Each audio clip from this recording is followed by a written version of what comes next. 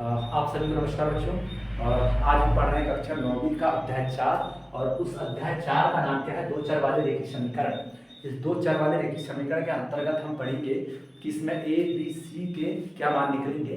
इसके अंतर्गत हम यहाँ पे पढ़ेंगे और साथ में हम ये जानेंगे कि दो चर किसे कहते हैं या फिर रेखीय समीकरण किसे कहते हैं। थोड़ा चर और अचर के विषय में हमें थोड़ी जानकारी रहनी चाहिए। तो मैं सबसे पहले इस चर के विषय में बात करूंगा। चर एक वह राशि है जिसका मान हमेशा बदलता रहता है। क्या? चर एक वह राशि है जिसका मान क्या होता है, बदलता रहता है, वह चर राशि कहलाती है। बात समझ आ गई? दूसरा, अब अचर राशि किसे बोलते हैं? अचर वह राशि है जिसका मान बदलता नहीं है, वह कौन सी राशि कहलाती है? अचर राशि कहलाती है। बात समझ आई? जैसे मान लो चर का उदाहरण क्या है अपना एक्स वाई जेड, ये क्या है चर के उदाहरण। और अचर के उदाहरण क्या है? जैसे कोई भी संख्याएं आ जाती है, जैसे 3 4 5 6, ये जितनी भी जो संख्याएं आती है वो सब किसके अंतर्गत आ जाती है? अचर राशि के अंतर्गत आ जाती है। ठीक है बच्चों, आप सभी को समझ आया?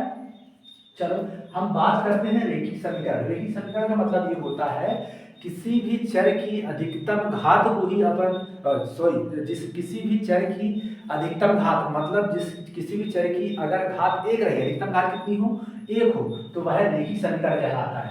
लेकिन दो चर की बात आई तो चर किसे कहते हैं? पहली बात तो जो जिसका मान हमेशा बदलता रहा वो चर कहलाती है। लेकिन इसमें कितने चर है? 1 2 3 चर। लेकिन बात कर रहा है कि इसके दो चर की बात कर रहा है, जैसे एक्स वाई भी हो सकता है, वाई जेड भी हो सकता है। तो ऐसे जो मान जो एक साथ जो दो चर आ जाए, एक साथ जो दो चर आए उसे ही क्या बोलेंगे अपन? दो चर में लेकिन घात कैसी हो? एक हो। घात कितनी हो इनकी? अधिकतम घात कितनी हो? एक हो। तो वही क्या कहलाता है? अपना दो चर वाले रेखीय समीकरण। बात समझ आ गई? चलो हम बात करेंगे अब कि इसमें हम किस तरह से ए बी सी का मान निकालेंगे। लेकिन उसके पहले हम चर्चा करेंगे इस प्रश्न क्रमांक 1 के विषय में। हम जानेंगे कि प्रश्न क्रमांक 1 के विषय में क्या दिया हुआ है। ठीक, हम जो है प्रश्न क्रमांक 1 के विषय में जानेंगे। इसमें लिखा है कि एक नोटबुक की कीमत एक कलम की कीमत से 2 गुनी है। क्या है ये? एक नोटबुक की कीमत कलम की कीमत से कितनी गुनी है? तो वो है 2 गुनी है। तो इस कथन को निरूपित करने के लिए दो चर वाला रेखीय समीकरण लिखिए। ठीक है, दो चर वाला रेखीय समीकरण लिखिए। तो हम इसके बारे में अपन जानेंगे बच्चों। चलो हम सबसे पहले देखेंगे कि यहाँ पे लिखेंगे हल। अब यहाँ लिखेंगे माना, उसमें दिया हुआ है, ऑलरेडी दिया हुआ है कि किसको x मानना है और किसको y मानना है। ठीक है, तो उसी के हिसाब से ही अपने को चलना है। तो मैंने यहाँ पे लिखा कि माना नोटबुक की कीमत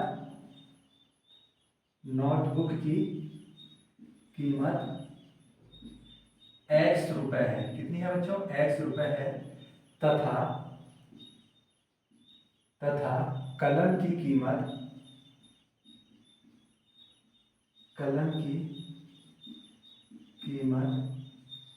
बाय रुपए है। तो अब यहां पर चलेंगे प्रश्नानुसार।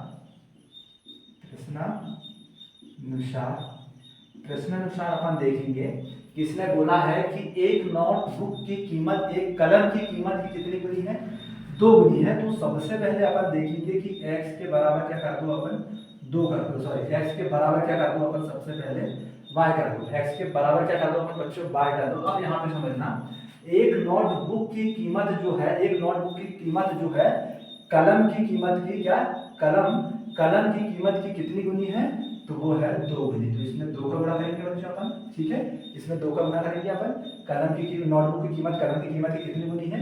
2 गुनी है। तो इसमें 2 गुनी कर दिया अपन, इसमें 2 का गुणा कर दिए। 2 गुनी मतलब 2 का गुणा, 3 गुनी मतलब 3 का गुणा कर दिया अपन। ठीक है, चलो अब हम बात करेंगे इसमें x का x रहेगा। यहाँ पे जो 2y जो है धन में है, किसमें है बच्चों? धन में है। तो जब धन वाली संख्या को जब पक्षांतर करते हैं तो वो किसमें आती है? ऋण में आती है। बराबर क्या है अपना? 0। तो इसने क्या बोला था कि यही है अपना आंसर। इसने बोला क्या था कि एक रेखीय समीकरण लिखिए, क्या बोलते हैं अपना, निरूपित करने के लिए दो चर वाला है ये। दो चर वाला क्या है? एक रेखीय समीकरण है जिसकी अधिकतम घात कितनी हो?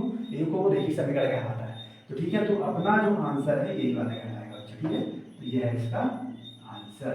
ठीक है, आई होप आप सभी को प्रश्न क्रमांक 1 का जो है पूरी अच्छी तरीके से आपको समझ आ गया होगा। ठीक है, अब हम जो है बात करेंगे प्रश्न क्रमांक 2 की। पहले एक बार अगर समझना है तो समझ लो, अब हम सरल रहेगा। ठीक है, अब जो है अगला जो प्रश्न क्रमांक दूसरा करेंगे, उस दूसरा का जो पहला क्वेश्चन है बहुत ही सरल है। इसमें लिखा है कि निम्नलिखित रैखिक समीकरण को ax धन by धन c बराबर 0 के रूप में व्यक्त कीजिए और प्रत्येक स्थिति में a, b और c के मान बताइए। ठीक है, बहुत सरल है, इसमें समझने की कोशिश करना। मैं क्या करूंगा, इस समीकरण की तुलना, ये जो है व्यापक रूप है किसी का, ये किसका व्यापक रूप है, दो चर वाले रैखिक समीकरण का ये जो व्यापक रूप है, इसी की जो तुलना है अपन इस समीकरण से करेंगे। लेकिन ये वाले जो मान है यहाँ पे जो चर के साथ जो अचर पद दिए हुए हैं, और ये वाला जो क्या कहलाता है अपना अचर पद कहलाता है, वाला ये चर पद कहलाता है। ठीक है, तो अपन क्या करेंगे, यहाँ पर भी x और यहाँ पर भी x है, तो इसका a का मान कितना जाएगा, 2 आ जाएगा बच्चों। कितना जाएगा, a का मान 2 आ जाएगा, यहाँ b का मान 3 आ जाएगा और c का मान के ये वाला मान आ जाएगा। लेकिन पहले इसको अपन पक्षांतर करेंगे, क्योंकि इस व्यापक रूप के जैसे ही पहले इस समीकरण को किया जाता है, फिर उसके बाद इसकी तुलना अपन इससे करेंगे। ठीक है बच्चों, चलो हम स्टार्ट करते हैं। सबसे पहले जो है हम इसको पक्षांतर कर लेते हैं। ठीक है, सबसे पहले मैं लिखता हूँ हल। पहले इसको अपन लिखिए 2x धन 3y और धन वाली जो संख्या है पहले अपन जैसे कैसे लिख लेते हैं 9.3 बार। ये 5 के ऊपर क्या लगा है, बार लगा है। बार का मतलब ये होता है कि उसकी उस संख्या की पुनरावृत्ति अधिक बार हुई है, इस वजह से उसमें बार लगाया जाता है। चलो हम बात कर रहे हैं 2x धन 3y और धन वाली जो संख्या है वो ऋण में आएगी, तो -9.35 की घात कितनी है, सॉरी 5 में क्या लगा है, बार लगा है, और बराबर में क्या हो गया यहाँ पे 0। क्योंकि अपन ने इसको इस वजह से पक्षांतर किए हैं क्योंकि इसमें जो c का मान जो है 0 के इधर ही है, बराबर के इधर है, इस वजह से अपन ने इसको इधर करेगा, यहाँ पे क्या हो गया 0। अब अपन समीकरण 1 बना लेते हैं इसमें, ये समीकरण नंबर 1। ठीक है बच्चों, समीकरण 1 बन गया। अब हम बात करेंगे इसकी समीकरण 1 की तुलना, समीकरण 1 की तुलना, समीकरण 1 की तुलना, ये जो समीकरण है ax धन by धन c बराबर 0 से करने पर जब इसकी अपन तुलना करेंगे, तो मैंने आप लोगों को बताया था यहाँ पे x है तो यहाँ पर भी x है, यहाँ पे a है तो यहाँ पे क्या है 2। इसका मतलब क्या है कि a का जो मान आएगा 2 आएगा, फिर धन धन, यहाँ पे क्या है 3 तो यहाँ पे क्या है b, मतलब y का गुणांक है 3, y का गुणांक है b, इसका मतलब b का जो मान आएगा 3 आ जाएगा। फिर इसी यहाँ पे क्या है, ये अचर पद है, ये क्या है बच्चों, यहाँ पे अचर पद है, और c भी क्या है, एक अचर पद है। क्या है c, अचर पद है, तो यहाँ पे जो c का जो मान होगा ये पूरे की पूरे जो है चिन्ह सहित लिखना है इसको, क्योंकि यहाँ पे ऋण है तो ये भी चिन्ह सहित आ जाएगा। बात समझ आ रही है? ठीक है, चलो अब बात करेंगे यहाँ पे a का मान, a बराबर कितना दिया है यहाँ पे 2, मैंने बताया a का मान 2। ठीक है, b का मान 3, b का मान कितना आएगा बच्चों 3। अब c का मान क्या आएगा, अब c का जो मान ये अचर है तो ये भी अपनी इस समीकरण में भी अचर है, तो इस c का जो मान आ जाएगा इसमें पूरी की पूरी जो ऋण सहित लिखना है अपने को, तो -9.35 पे क्या लग जाएगा, 5 में क्या लग जाएगा, वाला लग जाएगा।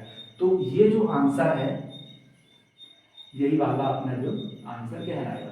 ठीक है, बात समझ आ गई? इस तरह जो है अपन प्रश्न क्रमांक 2 का जो पहला क्वेश्चन है ये इस तरह सॉल्व होता है। आई होप आप सभी को समझ आ गया होगा। कि सभी को अगर अच्छे से समझ आता है तो सभी लोग चैनल को सब्सक्राइब करें, लाइक करें और वीडियो को शेयर करें। ठीक है, सभी दोस्तों को शेयर करना है। ठीक है बच्चों, चलो हम अब हम करेंगे प्रश्न क्रमांक दूसरे का दूसरा। अभी क्या किए हैं, पहला किए हैं, तो अब हम करेंगे प्रश्न क्रमांक दूसरे का दूसरा हम सॉल्व करेंगे। ठीक है बच्चों, आप सभी लोग इस प्रश्न क्रमांक 1 और प्रश्न क्रमांक 2 का जो पहला है उसको आप सभी लोग स्क्रीनशॉट ले लीजिएगा। ठीक है बच्चों, हम करते हैं प्रश्न क्रमांक दूसरे का जो दूसरा क्वेश्चन है उस क्वेश्चन को अपन सॉल्व करेंगे। लेकिन सबसे पहले जो इसका जो व्यापक रूप होता है, दो चर वाले रैखिक समीकरण का जो व्यापक रूप होता है, उस व्यापक रूप के जैसे अपन इसको पहले जो है इसके तरह बनाना है, इसकी शकल को। ठीक है, इसकी जो शकल है इसके जैसे बनाना है, ये बात थोड़ा ध्यान रखना। तो हम सबसे पहले बनाते हैं इसकी शकल। ठीक है, चलो हम बात करते हैं x के बटे में 1 है और इसके बटे में भी अपन 1 ले लेते हैं, तो 1, 5 और 1 का जो है अपन लघुत्तम ले लेते हैं। ठीक है बच्चों, हम लघुत्तम लेते हैं 1 5 और 5 का जो लघुत्तम आएगा कितना जाएगा 5। जब हम 1 का भाग 5 में देंगे तो 1 पंचे 5 बार, 5 बार गया भाग। अब 5 का गुणा जस्ट इसके यहाँ पे जो गुणांक 1 होता है, x का जो गुणांक होता है यहाँ पे 5 का गुणा होगा, तो कितना जाएगा बच्चों यहाँ पे 5x आ जाएगा। यहाँ ऋण है तो ऋण। अब 5 का भाग 5 में देंगे तो 1 बार जाएगा, कितने बार जाएगा 1 बार जाएगा। 1 का गुणा यहाँ पे बाय के सामने जो गुणांक है 1 का गुणा उसमें होगा, मतलब 1 बाय, और यहाँ पे 1 को लिखा नहीं जाता। बात समझ आ रही है। इसी तरह 1 का भाग जब हम 5 में देंगे तो कितने बार जाएगा 5 बार जाएगा। कितने बार जाएगा 5 बार, और 5 का गुणा किसमें करेंगे अपन 10 में, तो माइनस कितना जाएगा यहाँ पे 50 आ जाएगा। कितना जाएगा बच्चों यहाँ पे 50, और बराबर में क्या है यहाँ पे 0 है। कितना है बच्चों यहाँ पे 0 है। अब यहाँ पे 0 आया, यहाँ से 5 को हटाना है तो ये भाग में है, तो भाग वाली जो संख्या है वो गुणे में जाती है। किसमें जाती है गुणे में जाती है। तो 5x माइनस बाय धन वो सॉरी ऋण 50 बराबर, यहाँ पे 5 है तो ये वाला 5 गुणे में चल जाएगा 0 के, किसमें चल जाएगा 0 के। तो 5x माइनस वाई माइनस 50 बराबर 0 का गुणा जब किसी संख्या में होता है तो वह 0 हो जाता है, तो सब यहाँ पे क्या जाएगा 0। अब ये बन गया समीकरण नंबर 1। बात समझ आ गई। दोनों चर इधर ही साइड है और अचर पद भी इधर ही साइड है, तो 0 उधर बराबर हो गया, तो यहाँ पर भी 0 बराबर है। अब हम फिर से यहाँ पे लिखेंगे जैसे अपन पहला क्वेश्चन जो किए थे। अब ये पहले क्वेश्चन के जैसे बन गया बच्चों। अब यहाँ पे लिखेंगे समीकरण 1 की तुलना, समीकरण 1 की तुलना समीकरण 1 की तुलना ax धन by धन c बराबर 0 से करने पर, तो इस तरह करेंगे अपन। तो a का जो मान हो जाएगा, जो x का जो गुणांक होता है ये, b का जो गुणांक मतलब y का जो गुणांक रहेगा यहाँ पे 1, और c का मान क्या जाएगा -50। तो यहाँ पे लिखेंगे अच्छा है a बराबर कितना जाएगा 5, a का मान कितना जाएगा 5, b का मान यहाँ पे कुछ दिख नहीं रहा है, यहाँ दिख रहा है कुछ क्या नहीं दिख रहा है, तो यहाँ पे क्या मानते हैं कि यहाँ 1 होता है, क्या होता है 1। तो b का जो मान आ जाएगा -1 आएगा, क्योंकि यहाँ पे क्या है माइनस है, इस वजह से यहाँ पे क्या जाएगा माइनस जाएगा। और c का मान क्या जाएगा, c का मान तो कितना जाएगा -15। ठीक है बच्चों, आई होप आप सभी को समझ आ गया होगा। ठीक है, ये है अपना a b c के मान। ठीक है, इस तरह अपने को केवल कंपेयर करके ही x का जो गुणांक होता है y का जो गुणांक होता है केवल उसका ही मान अपने को यहाँ पे रखना है। ठीक है, चलो हम बात करेंगे प्रश्न क्रमांक दूसरे का जो है, तीसरे में ही अपन a b c का मान निकालेंगे। लेकिन ये जो पहला क्वेश्चन करे थे अपन ने जनरल, उसको वैसे ही करना है, बस कुछ नहीं करना है अपने को। -2x का 2x रहेगा। ठीक है, सब लोग हल डाला करो यहाँ पे। ठीक है, -2x का -2x रहेगा, धन 3y का 3 बार रहेगा, इधर इधर का करेंगे तो लिखा जाएगा 6 बराबर कितना जाएगा 0। और ये क्या है समीकरण नंबर 1। फिर इसी तरह यहाँ पे लिखेंगे कि समीकरण 1 की तुलना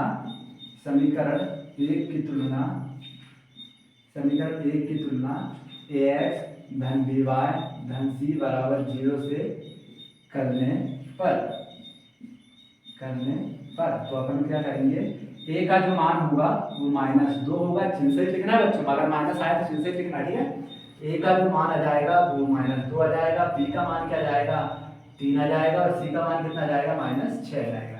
तो यहाँ पे जो है b का मान कितना जाएगा 3 आ जाएगा, और c का जो मान आ जाएगा -6 आ जाएगा। इस तरह अपना जो मान निकला है किसका a b c का मान निकला है। ठीक है बच्चों, इस तरह अपने को सॉल्व करना है। ठीक है, आई होप आप सभी को समझ आ गया होगा।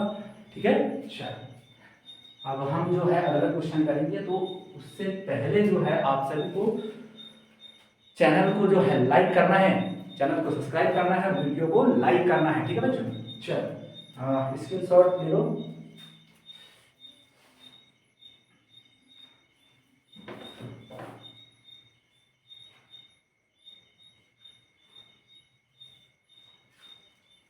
ठीक है, ले लिए सभी ने। मुझे लगता है कि आप सभी को अच्छे तरीके से समझ आता होगा।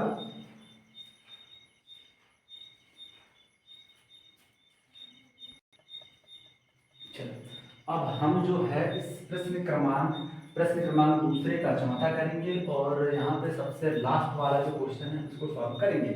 ठीक है। इसके जैसे जो बीच में जो छठवां और सातवां जो क्वेश्चन दिया है उनको पांचवा और छठवां आप लोगों को करना है, ठीक है।